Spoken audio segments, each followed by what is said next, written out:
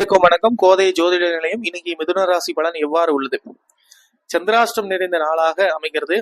ஏனென்றால் சந்திர பகவான் மகர ராசியில் அமர்ந்திருக்கிறார். மிதுன ராசிக்காரர்கள் இன்னைக்கு வியாபார தொடர்பான பணியில பொறுமையா இருக்க வேண்டும். மறைமுகமான சில விஷயங்கள் புரிந்து கொள்வீர்கள். ஆரோக்கியத்தில் சிறு பாதிப்புகள் தோன்றி மறையும். ஆரோக்கிய விஷயத்தில் சற்று கவனமாக இருங்கள். உயர் அதிகாரிகள் இடத்தில் அனுசரித்து செல்லவும். மனதில் புதிய விதமான இலக்குகள் பிறக்கும். தேவையற்ற அலைச்சல்கள், உடல் சோர்வுகள் உண்டாகும். பொறுமை வேண்டிய நாளாக இன்னைக்கு மிதுன ராசி உள்ளது.